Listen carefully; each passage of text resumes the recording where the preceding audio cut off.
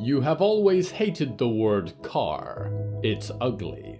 You have an automobile, and it is full of secrets. The circle of Siren Sire is etched inside the top and trunk, the sigils of astral protection hidden beneath the red paint. Everything you need for work. All that is important right now is how fast it can get you away from the hitmen. You race along Highway 1, furiously rounding each twist in the road. The Pacific Ocean is stormy and gray, roiling clouds pouring over the sky. A black, unmarked van pulls out of the bushes ahead of you suddenly, and you jerk the wheel by instinct. It is instinct's fault, then, that you crash through the barriers and sail into the water below. It is instinct's fault that you cannot unbuckle your seatbelt as the water pours into your automobile, and the ocean is in your lungs like gasoline, and as you sink, the song playing on the radio says hello from the Hallowoods.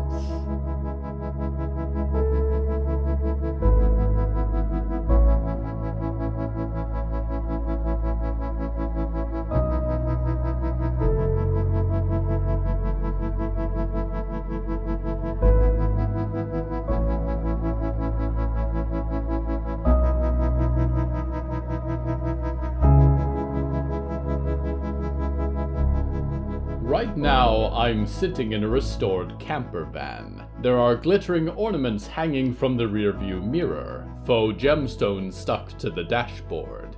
In the back, there are all the elements of comfortable life.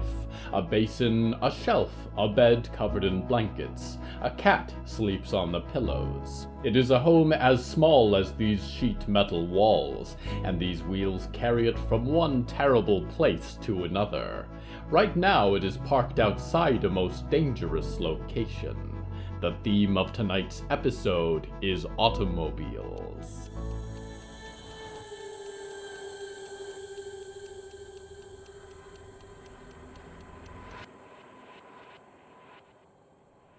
You're not serious, Winona said, and Hector glanced down the dark tunnel through the underbelly of the forest. Everyone knows who the instrumentalist is. Things like that are exactly why I stay clear of these woods. Jonah mentioned it once or twice, but I have no idea what that means or why you're waving a sword around. Elena picked up the sword and handed it to Winona, who stowed it in a leather sheath. It means death, Hector. We cannot be having this conversation here. She gestured to Elena. Start the van. Hector, this is the most dangerous man in these woods. If he finds us, he'll use your knucklebones for maracas. Hector shook his head. For so many reasons, coming north had been a mistake. Might as well leave the bodies to the bog. Even picking through city ruins and avoiding the flies was better than faceless horrors and library cards and music men. Wait, Hector said, as Winona climbed into the passenger seat. Did you see a red truck? Winona thought for a moment. Moving van in the backyard. No trucks. But that instrumentalist, is he there? Did you see that somehow? As clearly as I'm seeing you, and your vocal cords are going to be a kazoo if you keep standing there. That was Jonah's truck she was taken in. I know it.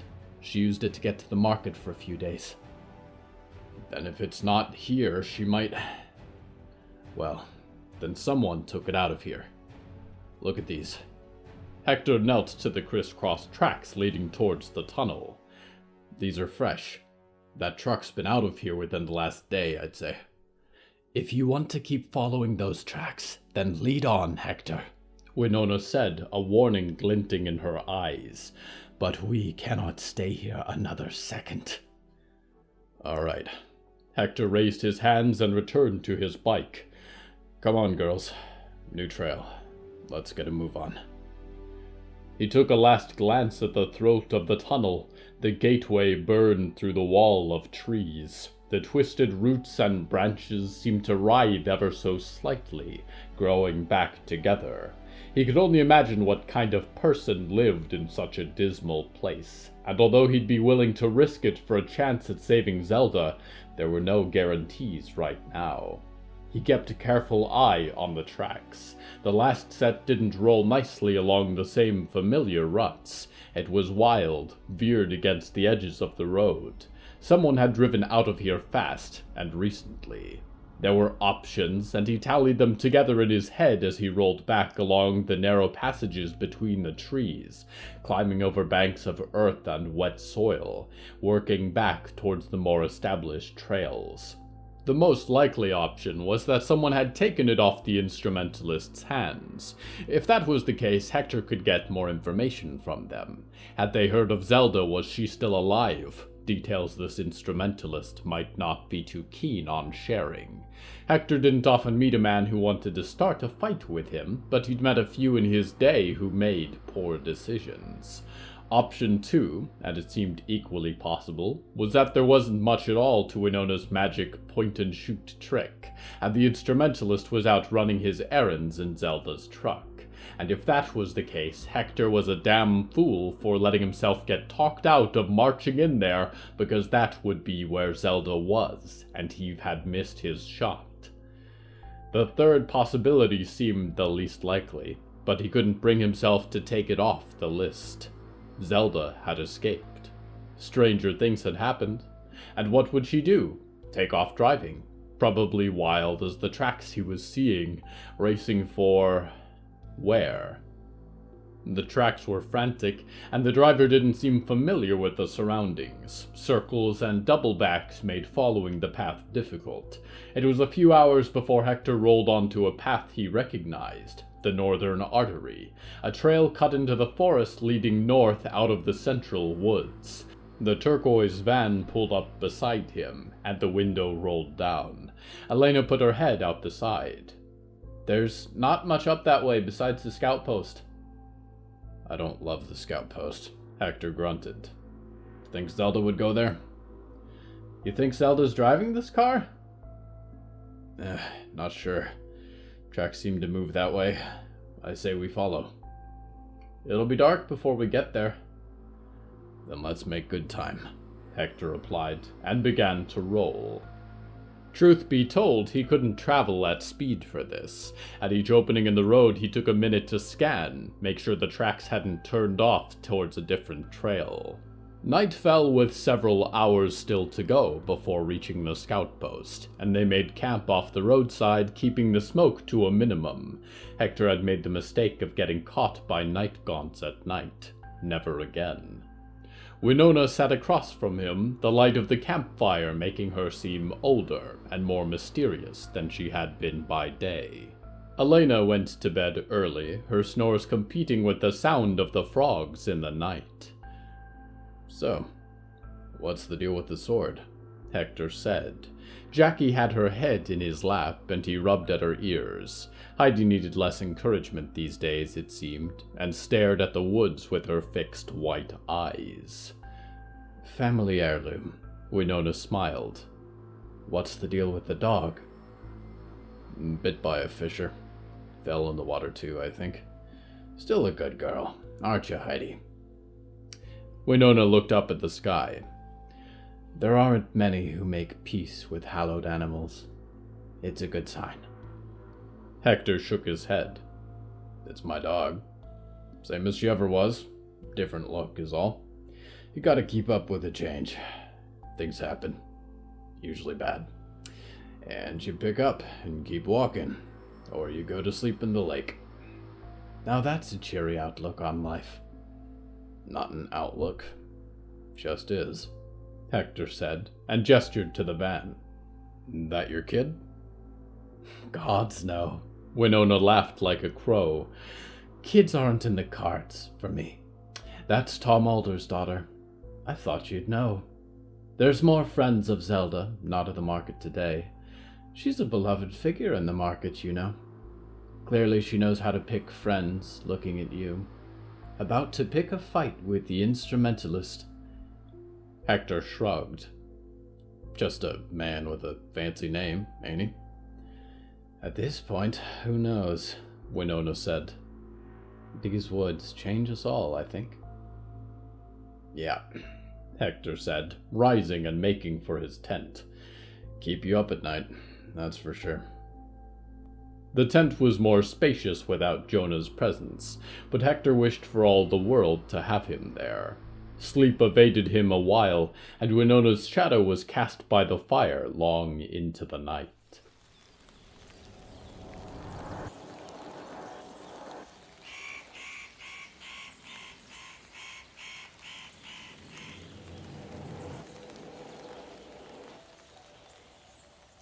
Attention dreamers who wish to drive in the Hallowoods. You're going to have a tough time of it. It has been over a decade since automobile manufacturers were operational, and the number of functional vehicles today has dwindled drastically. In the South, the few oil refineries that remain operational charge high premiums, and by the time resources trickle up to the dry markets, the price is much higher. Electric vehicles have fared a little better, but even solar panels have lifespans that are coming to a close. Tires and parts degrade.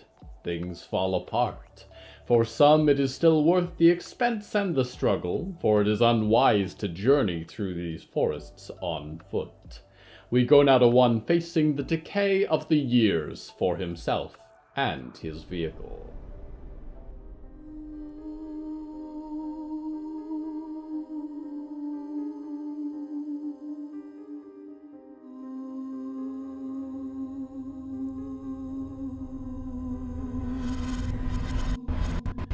Riot slumped in the driver's seat of Walt's hearse, his book open in her lap.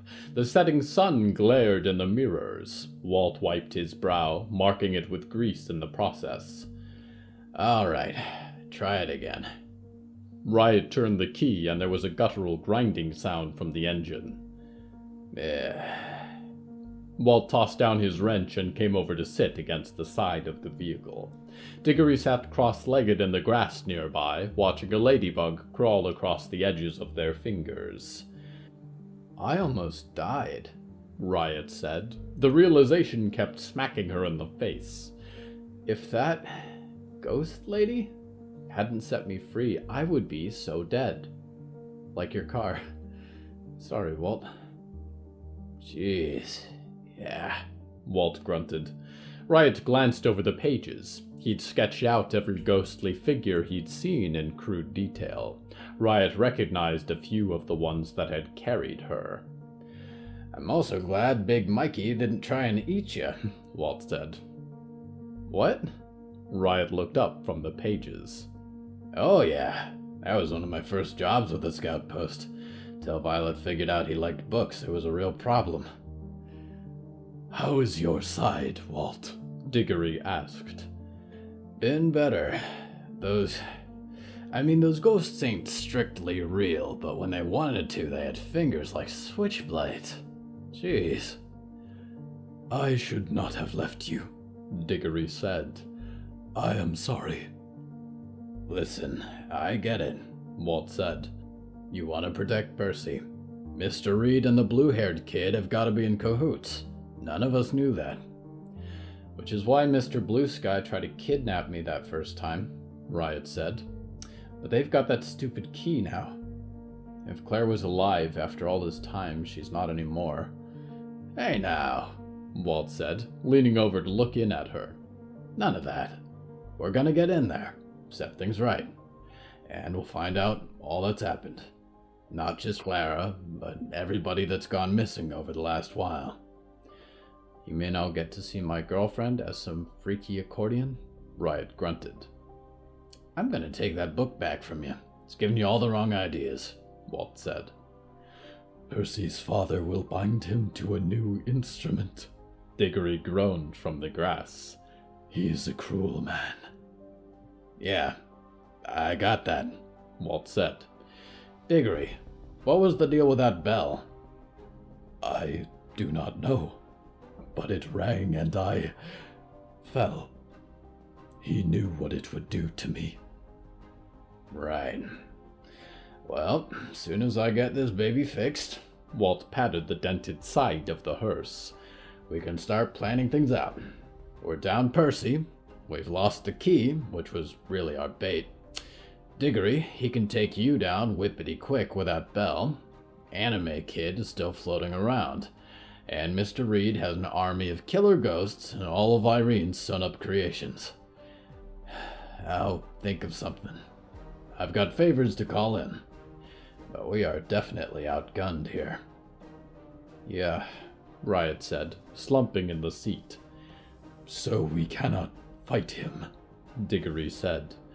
I know it is not my strongest ability, but I think we must be clever. Clever? Riot said. We know where his house is, deep beneath that wall of trees. We have seen it. Percy and perhaps Clara are inside.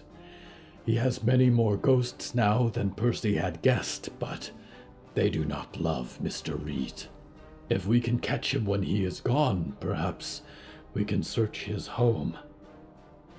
Not the worst thing I've heard, Riot said. It was surprising to hear complex thoughts coming from Diggory. In her experience, they mostly sat around the garden and whispered with their ghost BF or hung out with the kids, which was sweet, but not really Riot's vibe. Thanks for getting my bat back, Walt. No problem. Figured you'd want it around if you made it back, Walt said. But I'm not bringing you for this next round. What? Riot sat up instantly. Why? He just as easily could have killed you back there. He may still be after you. Seems like the type to hold a grudge. And I can't risk you getting hurt. I need to be there, Walt, Riot said. Clara could be hurt or dead. I need to be there. I need to make him pay for everything. That's the only way it's gonna be okay. Riot, listen to me, Walt began. I'm sick of being treated like I'm a kid when I'm dealing with all this stuff. I've been kidnapped like 3 times by ghosts and clouds and who knows what. My mom is gone. My girlfriend is gone. I keep losing people, Walt. And part of that is Botko and part of it is him. I need this. I've hit him before. I can do it again. You're not a kid, Riot, but you're young, Walt said. You've got good years ahead of you. I'm not gonna watch you throw them away out of some sense of revenge, because it's never gonna be okay. Riot's heart dropped in her chest. Well, please don't. They were interrupted as Violet came sprinting across the parking lot, breathing heavily. Walt, she gasped. It's urgent. That damn squirrel took Russell, one of the McGowan boys.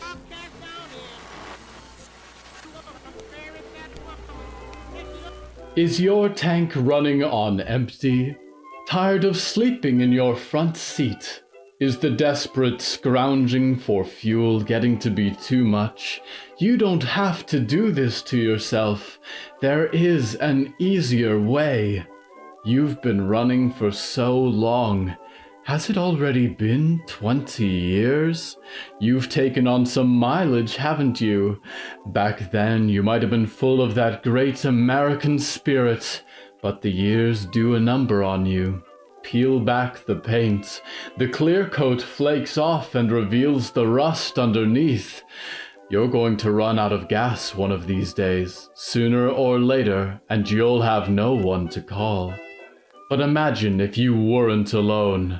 Imagine if you had a family. We at Botko have been waiting with open arms. Simply roll towards your local Dreaming Box for more information.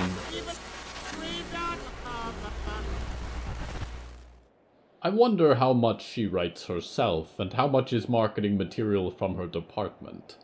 Either way, it's loathsome coming from her. Get out of my program, Lady Ethel. I'm in control. We return now to Riot Maidstone. Immediately, Walt jumped up from his spot and Riot yanked up her bat from the passenger seat. Walt had talked about Mr. Friendly before, although she hadn't seen more than the sketches in his book. I know, Russell, Diggory said. Riot figured it was one of the kids that was always hanging off them. Where was this? Walt threw open the back doors of the hearse. Out by the north wall, Violet said. Byrne saw that fluffy tail go over the edge. Shouldn't have let that varmint keep running around this long, Walt grunted. Riot stood nearby as he tossed items into her arms. A folded net, a jar of peanut butter, a coil of rope. He pulled his silver sword from its brackets and took off across the lot, dashing out the gate and making for the north side. Riot hurried behind him, and Diggory kept pace effortlessly. Byrne was standing on the ramparts, crossbow in hand. "Took off that way," she called. 2 minutes 15 seconds ago. "Thanks," Walt called, and ran into the shadow of the tree line. The forest was dark despite the light of the afternoon, and expanses of soil and blooming plants spread in all directions, concealing mushroom troves and fallen trunks. Riot had gotten more than enough of the woods from her trek with Big Mikey. "Russell?" Riot called as they hurried through the underbrush. "Where are you?" In the distance there was a screaming echo. "Hold on, buddy," Walt called, grabbing the ancient jar of peanut butter from Riot's arms. The screams grew louder as the young pines gave way to a clearing with an ancient tree, shattered and lifeless, with gnarled roots curled like fingers into the ground. Holes across its bark were stuffed with acorns, and perched among the twisting branches was an awful spindly creature with tan fur. Dark stains dripped down its chin and chest, and it gripped the bark with oddly human fingers. Great yellow incisors flashed in the sunlight, and it screamed. From inside the trunk of the tree she could hear muffled shouting. "Hey, you!" Walt shouted. "Catch!" He pitched the jar, and it collided squarely with the squirrel's veiny head. It flopped backwards off the tree and out of sight, its long furry tail twisting away into the branches. "Diggory, get that kid," Walt said. He approached quickly, sword in hand, and the squirrel came rushing out from the side of the tree. Riot twirled her bat. It was good to have it back in her hands. Diggory passed by her, vaulting up towards the top of the tree and digging their knife-like hands into the bark as they climbed. The squirrel hissed at Walt and leapt away from the trunk, batting the silver sword out of his hands. Then it pounced, and immediately Riot dashed in. The fur barely covered its tawny, muscular body, and as it swiped at Walt with its claws, she swung out with the bat. "Take this, furball," she screamed. The nails in the end dug into the squirrel's shoulder, and immediately it twisted up towards her, grabbing the bat in its hands. She could see the foaming teeth as it lunged for her. "Get off!" She planted a combat boot in its face, and it recoiled for a moment. She swung again, but it caught the bat in its teeth, and with a decisive crunch split it in two. One of those awful grasping hands gripped her boot, and she was surprised by how much strength it had as it flung her into the air. She crashed down hard, the wind leaving her lungs immediately. At the top of the tree, Diggory was plunging hands like shovels into a stockpile of acorns, digging for the child buried within. By her side, she realized, was Walt's sword. "Hey now!" Walt shouted, waving his arms, and Mr. Friendly turned away from Riot, chittering at him. "I've got lots of meat for you here." Mr. Friendly scrambled towards Walt, kicking up the leaves, and Walt screamed as it sunk its gigantic teeth into his shoulder. Riot grabbed the sword, it was so much heavier than her bat, and rose, lifting it over her head and bringing it down with a heavy thunk. There was a terrible scream from the creature, and it fell thrashing to the ground. She realized she had severed most of its tail. It shuddered in the loose soil, shrieking in a dozen voices. Walt held his arm, gasping. Across the clearing, Diggory descended the tree with Russell in hand. "We can leave it, right?" Riot asked, lowering the sword. The squirrel rolled deliriously in the leaves, black ichor foaming in its mouth and eyes. "I would have said so once," Walt grunted, and took the sword from her, raising it with his good arm. "But I can't leave any more unfinished business." Diggory covered the boy's eyes and began walking away with him. Walt's sword flashed in the sunset, and Mr. Friendly died with the evening light. Riot carried the sword and the fragments of her bat on the way back, leaving Walt to hold his wounded shoulder. She stayed behind with him, watching Diggory make for the scout post with the boy in their arms. "Are you okay, Walt?" "Probably. I'll get him to look at this one," he grunted. "Not just the arm." Walt grimaced. "I keep letting things slip away from me.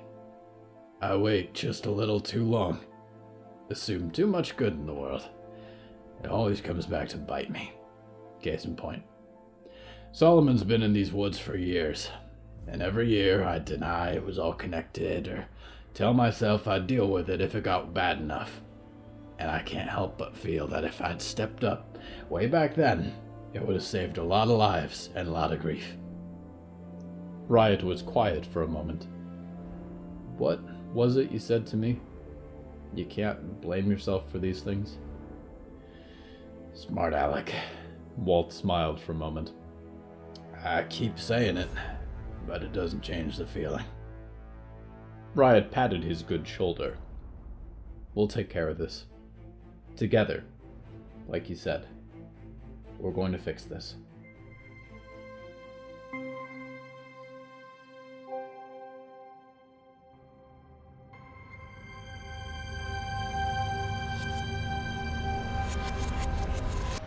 Freedom takes many forms, dreamers. For your kind, especially in the desolate landscape of North America, that form is sometimes as simple as an automobile. Although it is simply a heap of metal and plastic and faux leather upholstery, for many it represents the ability to escape, to travel, to go where you want, to change your surroundings if they are unfriendly to you. Do not be afraid to leave behind unpleasant places and seek out horizons at peace with your soul, whether by walk or flight or automobile. There is comfort in the journey, the drive along winding back roads, but know that someday you will find a place where you can park and feel at home. We go now to one who does a lot of driving.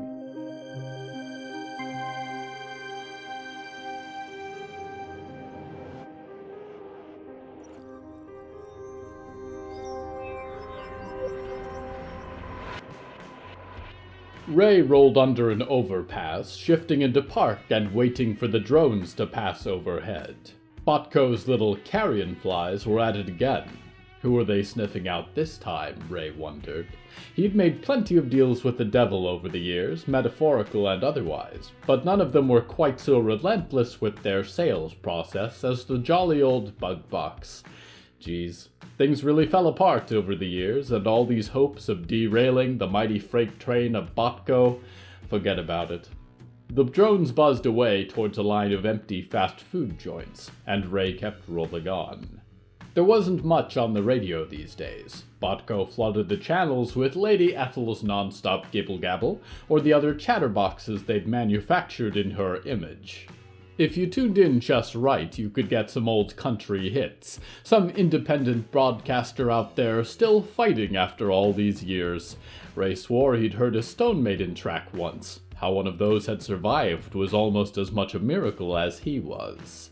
There was a flash of spotlights from over a line of suburbs, and he took the next exit, drifting that way curiously. No harm in taking a look at their quarry today. They'd tried to waylay him a few times, of course, but no cigar. All he had to do was hold real still. One more sign of the times. Nobody was real anymore. The buildings in this part of town were burnt to heck. Uncontrolled fire or local scuffle, who knew? He rolled down the broad lane of a suburb. The trees on either side were twisted black things, messed up by the rain like the world itself. A small swarm of drones shined lights down on a patch of rubble at the end of the lane, scanning. He watched as a small figure scampered from the buildings to his side, and froze in his headlights with wide eyes. He popped the passenger door expectantly. The person glanced at the drones in the sky behind them, then scurried towards the car, climbing in. Hard to tell in terms of age, but they had small red glasses, a tattered cape of sorts, a detailed tattoo of a death's head moth peeking from their collarbone. They looked over at the driver's seat and screamed. Ray locked the doors and pulled a U-turn in the road, speeding away as the flies began to take notice. "Geez, kid, keep it down. You'll wake the neighborhood with that racket," Ray said over the radio. It always shocked him a little, being seen like this, having to deal with the same inevitable conversation. Tiresome, really. Why did he bother? "Let's get this out of the way, shall we? Name's Ray. Yes, I'm a convertible. No, you will not roll the top down. Just 'cause I'm made of metal don't mean I don't got feelings, so if you'd quit squawking, I'd appreciate it." His guests changed their attention to mashing the buttons on the dash, fiddling with the door locks. "Hey, can the air conditioning wait till after the introductions? I'm not a damn taxi." The car is alive. The car is alive, they whispered. "Hey, we don't use the C word here. That's an ugly word. I'm an automobile and nothing less. Now, you got a name?" People call me Moth, they gasped, trying to find some face or point of human interaction, eventually settling on the glowing lights of the radio bar. "Nice to meet you, Moth. Just going over my guest checklist here. How do I refer to you?" Like pronouns? "Sure." Also Moth?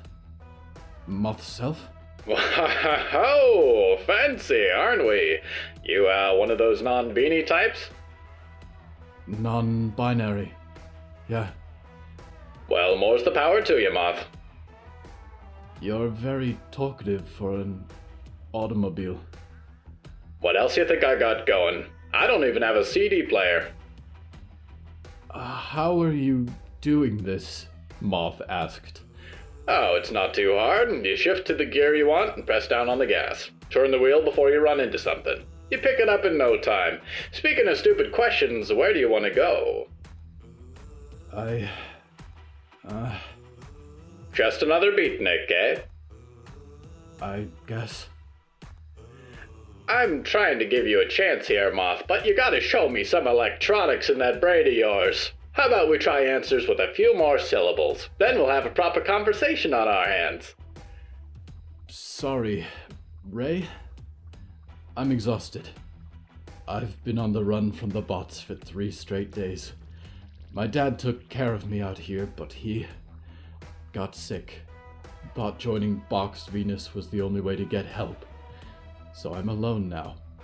And probably hallucinating because what are you, like the ghost of Elvis? No family, friends I can drop you off with? Not really. You can let me out here. Thanks.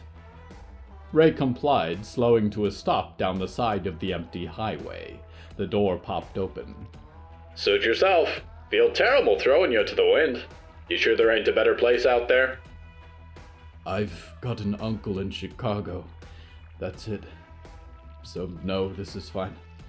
Thanks for the ride, Moth said, stepping out of the car. The sun was just beginning to rise over the empty barrens of Las Vegas, shining on the glittering dunes, and in the distance the 1,000-foot monolith of dreaming Box Venus. I can do Chicago, Ray said. Been meaning to rove up north anyhow. Get a taste of that crisp spring weather? Really? Moth turned back. You'd go that far? I'm always moving, Moth. Doomed to wander through the world, that's yours truly. Moth glanced across the desert and nodded, climbing back into the passenger seat. Okay, Chicago. Let's do it. There's that spark of life we like to see. Buckle up. Ray rolled into motion, zipping out onto the speedways.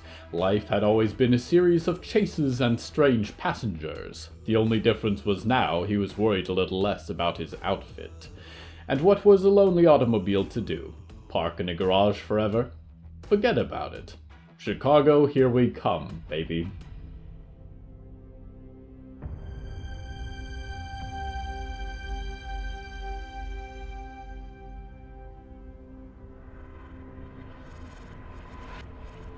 Automobiles. I have spent relatively little time in them, but I did enjoy the experience. You can stick your head out of the window and feel incredibly alive and refreshed. It's great. But my automobile days are done, simply fond memories now. What a strange invention your kind has created. It's things like automobiles that at least made me curious to see where you would go. Now they sit rusting away across your world, and the highways dissolve back into broken stone, and the land heals every year from its wounds. Cars were always difficult to maintain anyway. Sitting in the back seat of your life and providing helpful instructions at every step, I am your loyal host, waiting classically for your return to the Hallowoods.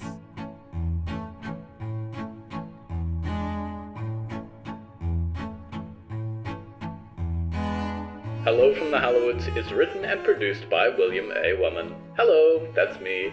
If you enjoyed this show, please don't forget to follow it and share it with a friend. The bonus story that goes with this episode is called Arrival, and is available on the show's Patreon at patreon.com/Hallowoods. Because we operate without ads or sponsors, our supporters are all that keeps this show going. Plus, supporters get weekly bonus stories, behind-the-scenes content, exclusive merch, and even more. Merchandise and episode transcripts are available at hellofromthehallowoods.com. You can even find us on social media at @thehallowoods. Music is used under license from artlist.com. Our opening theme is Forest Overture by Yehezkel Raz, and the closing theme is Farewell by Belsitzman and Matan, Ephrat. Until next time, dreamers, make sure to fasten your seatbelt when driving. If you find yourself suddenly racing in the starless void of space instead of the freeway, it will stop you from floating away.